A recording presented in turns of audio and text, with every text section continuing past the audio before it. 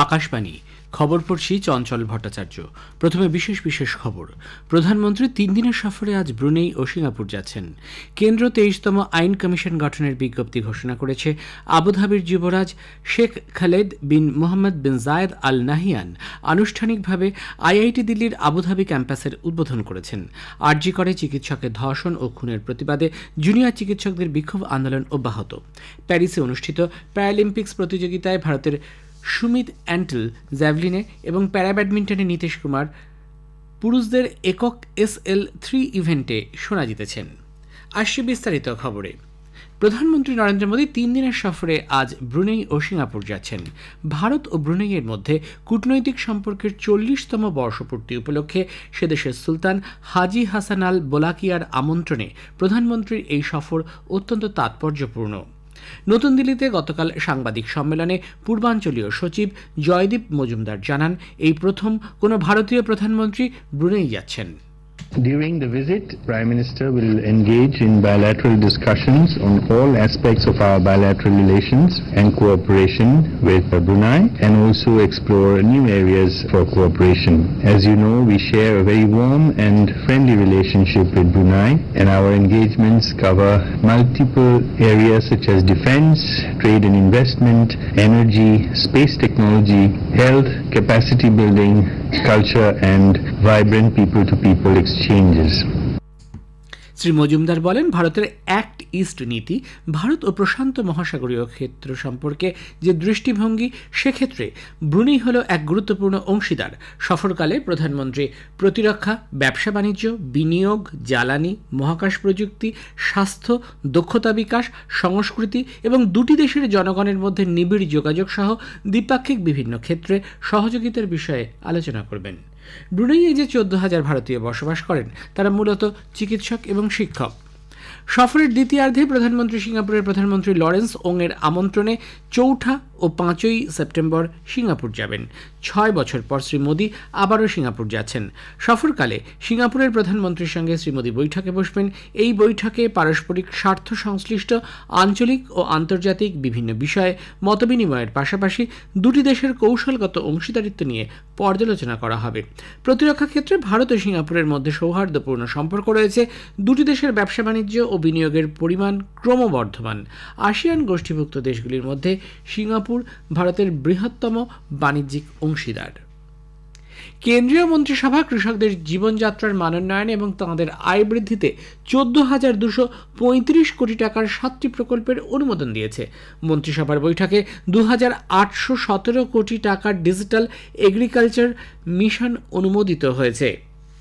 একই সঙ্গে মন্ত্রিসভা খাদ্য এবং পুষ্টি নিরাপত্তা 3,979 কোটি টাকার শস্য বিজ্ঞান উদ্যোগের ছাড়পত্র দিয়েছে। এছাড়াও মন্ত্রিসভা কৃষি, শিক্ষা, ব্যবস্থাপনা এবং সমাজবিজ্ঞানকে আরও জোরদার করার সিদ্ধান্ত নিয়েছে। দুই প্রধান বাণিজ্যিক হাব মুম্বাই ও ইন্দোরের মধ্যে রেল যোগাযোগ গড়ে তুলতে 309 কিলোমিটারের নতুন রেল প্রকল্প কেন্দ্রীয় মন্ত্রিসভার বৈঠকে অনুমোদন পায়। কেন্দ্রীয় কৃষি ও কৃষক কল্যাণ মন্ত্রী শিবরাজ সিং চৌহান আজ নতুন দিল্লিতে এগ্রিশিওর ফান্ড এবং কৃষি নিবেশ পোর্টালের উদ্বোধন করবেন। একই সঙ্গে শ্রী চৌহান উল্লেখযোগ্য প্রদর্শনকারী ব্যাংক এবং রাজ্যগুলিকে কৃষি পরিকাঠামো তহবিল AIF পুরস্কার প্রদান করবেন। বিভিন্ন রাজ্য এবং ব্যাংকের প্রতিনিধিরা অনুষ্ঠানে উপস্থিত থাকবেন। মন্ত্রক জানিয়েছে, এই পুরস্কার অন্য ব্যাংকগুলিকেও কৃষি পরিকাঠামো তহবিলের কার্যকারিতা সম্পর্কে উৎসাহিত করবে। ফসল কাটার পর ব্যবস্থাপনা সংক্রান্ত পরিকাঠামো গড়ে তুলতে 2022 সালে এগ্রিকালচারাল ইনফ্রাস্ট্রাকচার ফান্ড AIF গড়ে তোলা হয়। কেন্দ্র 23তম আইন পরিষদ গঠনের বিজ্ঞপ্তি জারি করেছে। 3 বছরের জন্য এই কমিশনের মেয়াদ হবে।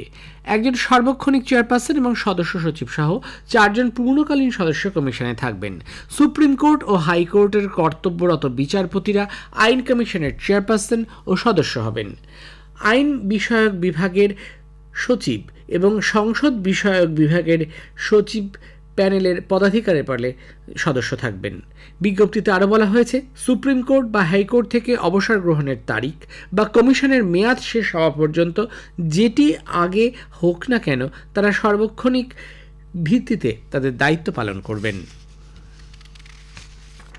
কেন্দ্রীয় শ্রম ও কর্মসংস্থান মন্ত্রক সূত্রে জানানো হয়েছে, গত 3 বছরে ই শ্রম পোর্টালে 30 কোটির বেশি অসংগঠিত ক্ষেত্রের কর্মী নাম নথিভুক্ত করেছেন। এই পোর্টালের মাধ্যমে অসংগঠিত ক্ষেত্রের সঙ্গে যুক্ত ব্যক্তিদের বিভিন্ন সামাজিক সুরক্ষা প্রদানের ব্যবস্থা রয়েছে। সরকার এই প্রকল্পকে সফল করে তুলতে কেন্দ্রীয় পঞ্চায়েতি রাজ, গ্রামোন্নয়ন, স্বাস্থ্য ও পরিবার কল্যাণ সহ বিভিন্ন মন্ত্রকের সঙ্গে নিবিড় যোগাযোগ রেখে চলে। আবুধাবির যুবরাজ শেখ খালিদ বিন মোহাম্মদ বিন জায়েদ আল নাহিয়ান আনুষ্ঠানিকভাবে Indian institute of technology IIT দিল্লির আবুধাবি ক্যাম্পাসের উদ্বোধন করেছেন। এর মাধ্যমে আন্তর্জাতিক মানের ইঞ্জিনিয়ারিং শিক্ষার জন্য একটি ঐতিহাসিক মুহূর্ত সূচিত হল। উদ্বোধনী ব্যাচে স্নাতক স্তরে কম্পিউটার সায়েন্স অ্যান্ড ইঞ্জিনিয়ারিং এবং এনার্জি ইঞ্জিনিয়ারিংয়ের 52 জন শিক্ষার্থী রয়েছে। জেইই অ্যাডভান্স পরীক্ষা এবং আন্তর্জাতিক ছাত্রদের জন্য combined admission entrance test CAET এর মাধ্যমে স্নাতক স্তরের পাঠ্যক্রমগুলিতে ছাত্রছাত্রীদের বাছাই করা হয়েছে। 2022 সালের ফেব্রুয়ারিতে প্রধানমন্ত্রী নরেন্দ্র মোদী এবং সংযুক্ত আরব আমিরশাহীর রাষ্ট্রপতি শেখ মোহাম্মদ বিন জায়েদ আল নাহিয়ান যে ভিশন ডকুমেন্ট প্রকাশ করেন, সেখানে আবুধাবিতে নতুন ক্যাম্পাসের পরিকল্পনা করা হয়। আইআইটি দিল্লির আবুধাবি শাখা জানুয়ারিতে এনার্জি ট্রানজিশন অ্যান্ড সাস্টেনেবিলিটির প্রথম এমটেক পাঠ্যক্রম শুরু করে। এ খবর প্রচারিত হচ্ছে আকাশবাণী থেকে। আরজিকর কাণ্ডে কলকাতার পুলিশের সিপি বিনীত গোয়েলের পদত্যাগ চেয়ে ওয়েস্ট বেঙ্গল জুনিয়র ডক্টরস ফ্রন্টের লালবাজার অভিযানকে ঘিরে আন্দোলন এখনও চলছে। গতকাল দুপুর 3টায় কলেজ স্ট্রিট থেকে শুরু হয় এই মিছিল। ফিয়ার্স লেনে আসতেই মিছিলকে পুলিশ আটকে দেয়। শুরু হয় বাদানুবাদ। পুলিশের শীর্ষ আধিকারিকরা বেশ কয়েক দফায় আন্দোলনকারীদের সঙ্গে এসে কথা বললেও ডাক্তাররা তাদের দাবিতে অনড়। রাস্তায় বসে পড়ে প্রতীকী মেরুদণ্ড নিয়ে শুরু হয় বিক্ষোভ। রাত বাড়ার সঙ্গে সঙ্গে আরও জোরালো হয় এই দাবি। সংগঠনের পক্ষ থেকে অনিকেত মাহাতো জানিয়েছেন, দাবি পূরণ না হলে আন্দোলন চলবে। জুনিয়র ডাক্তারদের এই আন্দোলনের সমর্থন জানিয়েছেন joint platform of doctors West Bengal. রাতে অভিনয় জগতের বিশিষ্ট জনেরা এই কর্মসূচিতে যোগ দেন।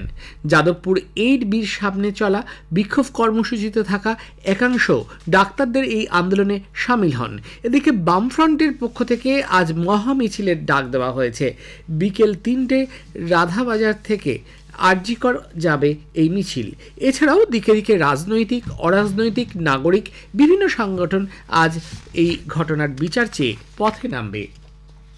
রাজস্থানের বারমেরে ভারতীয় বিমান বাহিনীর একটি MiG-29 যুদ্ধ বিমান গতরাতে প্রশিক্ষণের সময় ভেঙে পড়ে। বিমান বাহিনীর তরফ থেকে জানানো হয়েছে, বিমান চালক নিরাপদে ধ্বংসস্তূপ থেকে বেরিয়ে এসেছেন। প্রাণহানির কোনো খবর পাওয়া যায়নি। দুর্ঘটনার কারণ অনুসন্ধানে তদন্তের নির্দেশ দেওয়া হয়েছে। গাজায় পণবন্দীদের প্রত্যর্পণের সুবিধার্থে হামাসের সঙ্গে যুদ্ধবিরতির আলোচনা চালানোর জন্য প্রধানমন্ত্রী বেঞ্জামিন নেতানিয়াহুর প্রতি আহ্বান জানিয়ে ইসরায়েলে দেশব্যাপী আন্দোলন মাথাচাড়া দিয়েছে। সে দেশের প্রতিরক্ষা বাহিনী IDF 6 জন পণবন্দীর দেহ উদ্ধারের কথা জানানোর পরই আন্দোলন বিক্ষোভ শুরু হয়।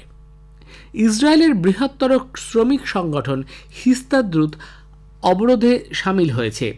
7ই অক্টোবর গাজার দ্বন্দ্বের সূচনার পর থেকে এই প্রথম এ ধরনের কর্মসূচি হাতে নেওয়া হলো। স্থানীয় সংবাদ মাধ্যম সূত্রে জানা গেছে, বন্ধের সমর্থনে সিনেমা হল, থিয়েটার, বিশ্ববিদ্যালয়, রেস্তোরাঁ, ক্যাফে, পাব বন্ধ রাখা হয়। অবরুদ্ধ হয়ে যায় দেশের প্রধান বিমানবন্দরও। প্যারিসে অনুষ্ঠিত প্যারালিম্পিক প্রতিযোগিতায় ভারতের সুমিত অ্যান্টিল জ্যাভলিনে স্বর্ণপদক জয় করেছেন। অ্যান্টিল 70.59 মিটার সর্বোচ্চ থ্রো রেকর্ড করেন। এর আগে প্যারা ব্যাডমিন্টনে নীতেশ কুমার পুরুষদের একক SL3 ইভেন্টে ব্রিটেনের ড্যানিয়েল বেথেলকে 21-14, 18-21, 23-21 পরাজিত করে সোনা জেতেন। সুহাস ইথারিরাজ পুরুষদের একক SL4 ইভেন্টে রূপো জিতেছেন। মহিলাদের একক SU5-এ ব্যাডমিন্টন খেলোয়াড় থুলসি মাথি মুরুগেসানো ফাইনালে চীনের কিউ জিয়া ইংয়ের কাছে হেরে রূপো জিতেছেন। শেষে বিশেষ খবর আরও একবার। প্রধানমন্ত্রী 3 দিনের সফরে আজ ব্রুনেই ও সিঙ্গাপুর যাচ্ছেন। কেন্দ্র 23তম আইন কমিশন গঠনের বিজ্ঞপ্তি ঘোষণা করেছে। খবর শেষ হলো।